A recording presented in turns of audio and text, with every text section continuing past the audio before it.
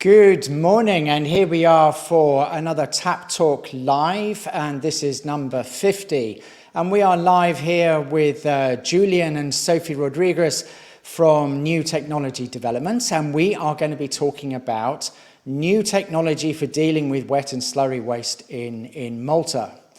Now, what we're going to do is we're going to talk to Julian and Sophie now. So welcome to the show. We're here for European Sustainable Development Week, all week from 10 a.m. Monday to Friday. And this week we're actually also doing a show on Saturday and Sunday with a couple of other new positive stories from sustainability in Malta. So Julian and Sophie, welcome to the show. What's the problem with plastics in Malta? Hello, thank you for having us. So, well, the problem in Malta with the plastic is kind of the same problem for all countries living close to the sea. So you have to know that we are eating the equivalent of 5 grams of plastics, which means about credit cards a week that we are integrated eating. Why? Because the plastics is everywhere now. So we are polluted with plastic in the sea, in the beach. Then when the plastic is in the sea, the fish eat the plastic, then we eat the fish. And also it goes in the atmosphere, then it's raining, and it's all again microplastics. So this is a big problem, and that touch even more people living close to the sea or close to a tourist area, which I think Malta is totally in this case. So how did you arrive at the solution that you're going to tell us about today? The thing is that the first problem we would like to focus on was the sludge of sewage treatment plant, because today there are no solution to treat it at all. Then we will focus on this because sludge is wet waste, and today no one can treat wet waste except our new technology that we patent.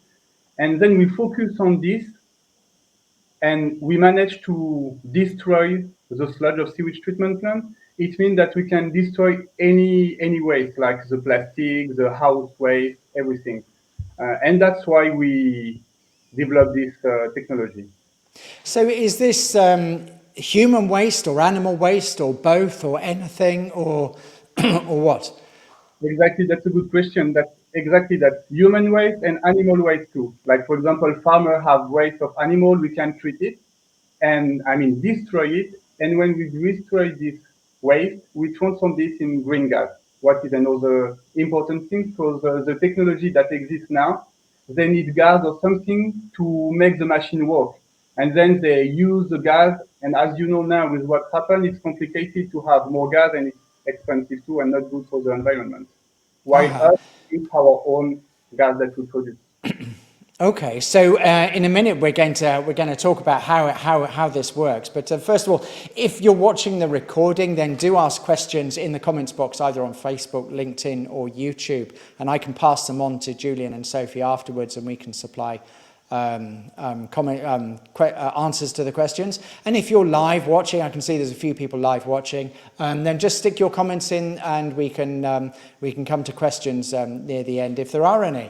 So the big question then, I know, for instance, wet slurry waste from animals is often transported and trucked to different places because there's no way of dealing with it, which seemed like I really didn't know that was going on. So how does your system work?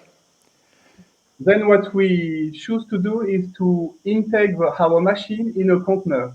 Like that, the machine can move where we need to move it. It means you can go, for example, put few machines in Gozo, and you don't have to use trucks to go around the island, for example. Okay. And that's something important, because as you say, it's kind of not smart to use trucks to move the sludge of the waste to one place to another place to treat it, because you use again gas to make the waste go to the pond. Yeah, there must be lots of CO2 emissions just in transporting the waste. So this is something that you can put in a location at a farm or a production unit or anything like that? Anywhere it's needed, right? Exactly. Yes. Okay. And Then the machine is so we patent everything, we made everything from the beginning to now, and so the machine has a closed room, and so by our technology, it goes in the closed room, and there it's up to 1,000 degrees, which totally destroy the animal waste, the sludge, or the plastics, which means there is no microparticle of plastic or no nanoparticles of plastic at the end. There is nothing, there is no smoke, there is no emission. So it's a zero impact for the planet. It means it's totally green. So when you're destroying the waste, and I'm using the word, I'm not very scientific. So I know from what I've read, and there's a little bit, and so to make it clear for everyone who may be watching the recording, you're not burning it, essentially. No, it's Or not like if it's on a bonfire. It's not that kind of the burning. reaction when you when you go to really high temperature. I won't tell exactly.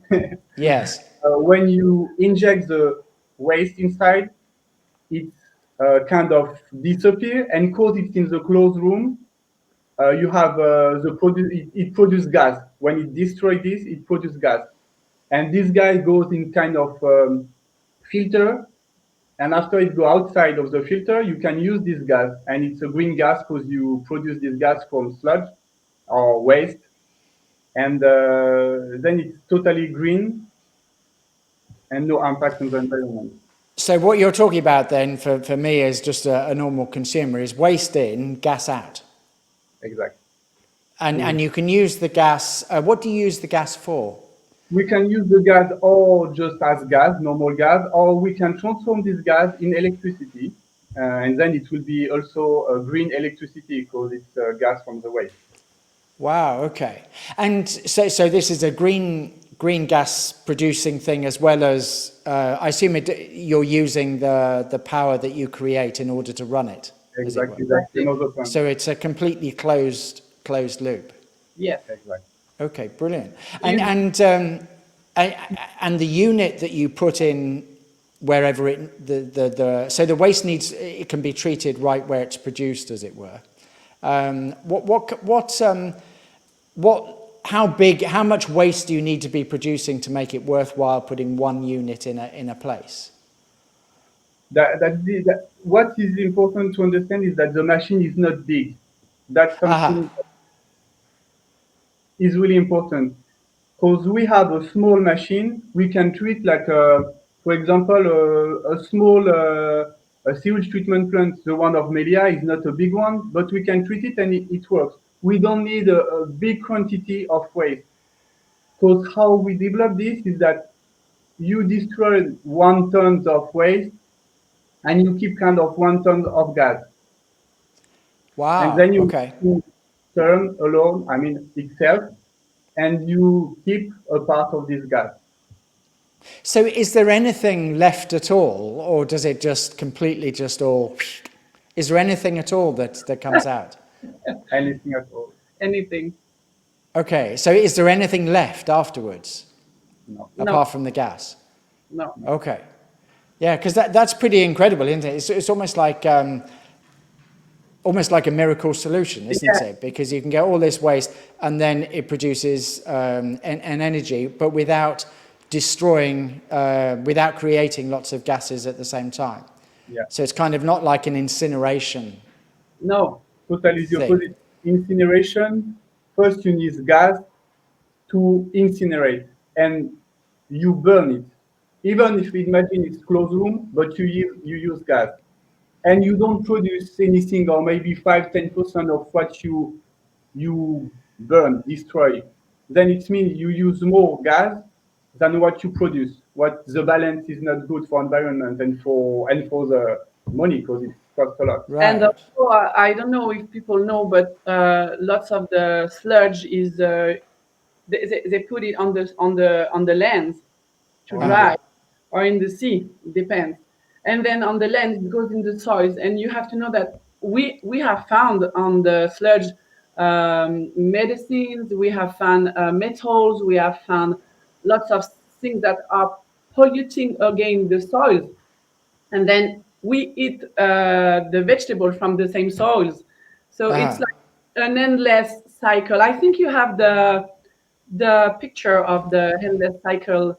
Yeah, would you like me to show that? Yes. So, good question. I had the mouse in the wrong place. Sorry And about so, that.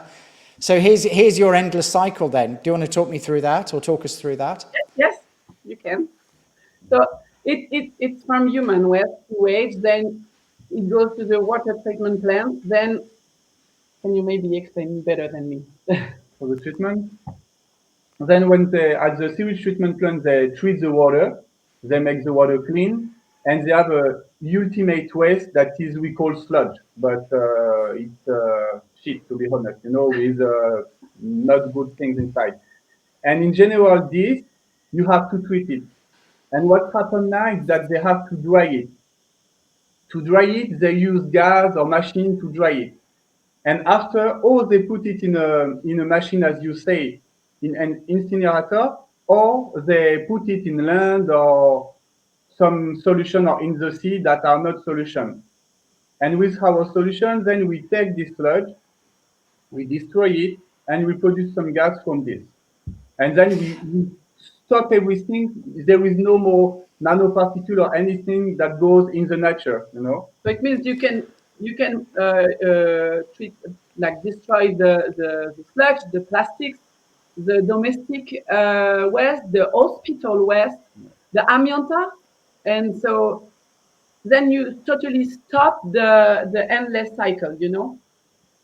I think that's what I found interesting when I saw this slide was I didn't quite know where you fitted in the whole system. So you're not replacing a sewage plant, for instance, that may already be in place, but you're taking a byproduct of treating the sewage normally, either human or animal, and once the water is removed, then you're dealing with the dry product and stopping repollution from microparticles, plastics, pharmaceuticals, antibacterials, nitrates, chemicals, and all that, forever chemicals, for instance.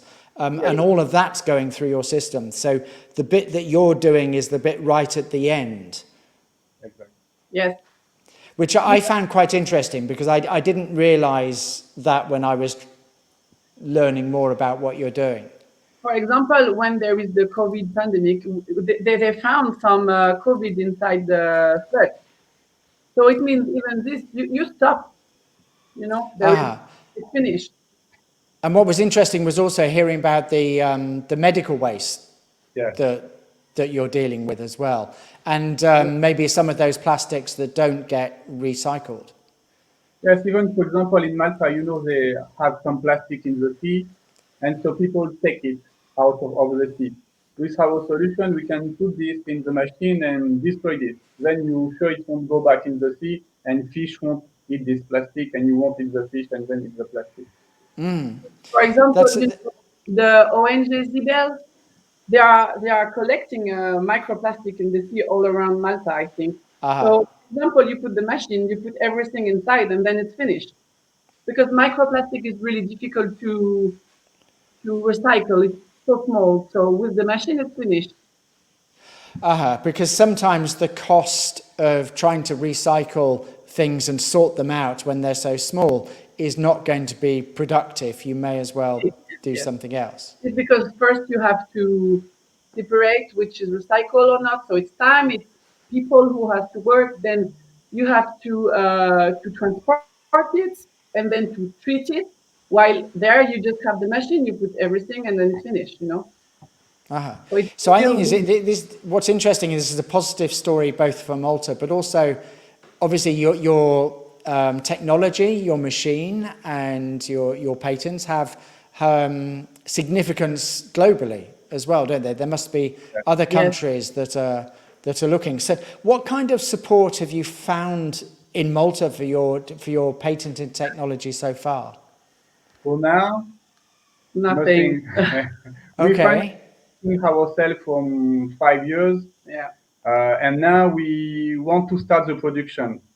But we hope that the Minister of Environment will help us in this step because if we want to start the production, it will take more time and we need support a country to make it happen. As we already have clients around the world, then we have to start the production as soon as possible. So it is a call for Miriam Dali. So maybe she'll be watching the video and get inspired to do something. You never know. Well, the one thing about doing live shows is that although we may not have so many people who join live, you never know who sees the recording afterwards. Yeah.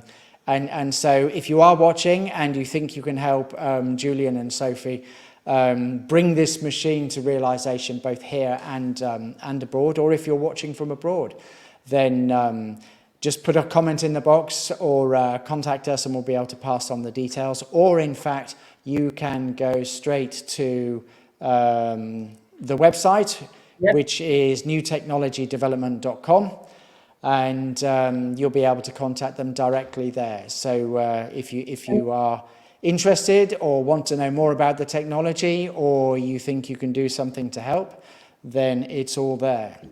So let's come to... Sorry, excuse me. We are based in Nasha, so if someone really wants to come and see by his own eyes, it's possible. So do you do open days then in Nasha where people can actually come and see the machine? Sorry, what you... Do you do like presentations at the actual machine, so demos?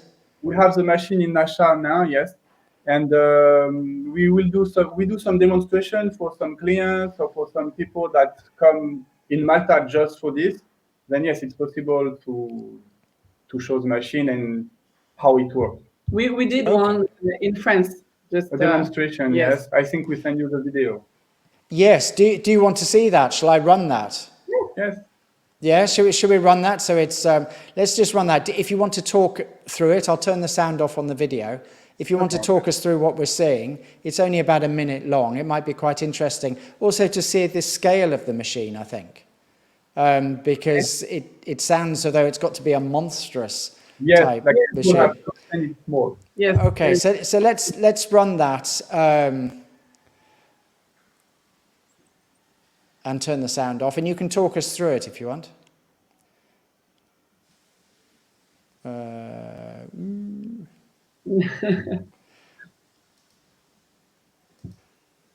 That's interesting. Okay. Don't know why that's not working.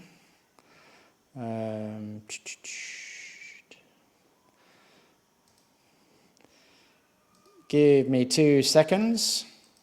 I'm going to actually add the video file back in again and just run it live again. And let me add it to the stream. And I'm going to scroll it forward to the last 2:35 and turn the sound off. Do you want to talk us through what we're seeing? Then the machine is in the container. As you see, it's not big machine, but we can treat a lot of waste. And that's the machine we developed during 5 years in order to have this result to be available to treat all the waste.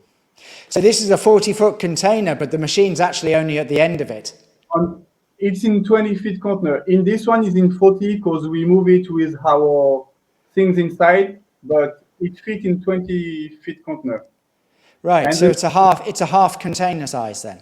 Exact, the half. Which sounds really easy to put in like a farm situation or something like that. Yes, it's easy. You bring the container to the place you have to treat, and you just have to connect it, and you can start make the machine work. When the container arrives, it's ready to work. And you'd be able to do presentations in Nasha on this system anytime? Yes. We'll do in October for some clients that come from abroad, some politicians, some companies, and yes. Okay, great. So people can just contact you to arrange that, and then and then you'll show it. That's really interesting that it fits in such a small thing. So how many kilos could you get rid of a day if you measure it in kilos or liters? I don't know. It's wet, so. But by I can tell exactly because we have two different sides of the machine. One is 20% bigger and we treat much more waste. And that depends on which type of waste. For example, we can treat the liquid waste, like the liquid sludge of oil sludge, for example, because they have problem in country where they produce. Oil sludge. Yes, and then we can treat it. But the quantity of to treat this one will be different than the quantity of regular sludge. And if we treat the kind of solid sludge is 20% of dryness, we call. It means 80% of water and the rest of sludge. Will be different than if it's 96% of water and the rest of. And for the plastic, it's different. And then I can't really give amount, but it's a good quantity. And what you have to understand is that, for example, we have some country that want us to treat all the sludge. Then for them, we will maybe depend if there are few places to treat. If there are few places, we can bring few containers. But if they have 2, 3, 4 places, maybe we can do the biggest one in order to answer to really what they need. Okay. Okay. Interesting. So, a question for. Work on it. Say again. It depends on the demand. So on the app, what they need, they explain the problem, and we manage to find the best solution for them. Yeah, so what's interesting is its scalability as well. So the fact that it can start with a small unit, but also it's scalable, isn't it? So that's interesting. So one last big question then. Here you are in Malta and you have this machine, and I've seen you on television, you've been on TVM, and seen a few things like that, and saw quite a lot of social media interest. And that's how I got interested in it, because this does seem something that could be really helpful. What's the future, do you think, for new technology development here in Malta? Then now, as I say, we want to start the production in order to deliver our clients. And we hope to get some support from Malta, as we are in touch with other countries that are really interesting. And as I tell you, will come beginning of October. And we hope we can stay in Malta to continue this project, because we live here for 5 years and we want to stay. But we really hope we get some support, because we need this now. We're carrying this for 5 years, financing this project, and now to start the production, it's a step higher, I mean. It's the next step, isn't it? Exactly. Okay, well that's really interesting. So hopefully somebody will be seeing this at some point, either on a recording. And if you're watching live, and I can see there's a few people online, if you do have any questions, just pop them in the comments box, and we'll come to those. So you can get in contact with Julian and Sophie at newtechnologydevelopment.com, as on that website there, or you can also get in contact with them through us if you want to. That's great. Thank you very much, Sophie and Julian. Thanks for joining, and good luck with the project. And hopefully we'll be telling some different stories for European Sustainable Development Week next year, and we can see people have taken it on board, and you're actually producing or getting rid of the waste in Malta, which would be wonderful. So thank you for joining us today. We'll just play you out with a bit of music, and I'll hope to speak to you again. Thank you. Bye. Bye-bye. Thank you. Bye.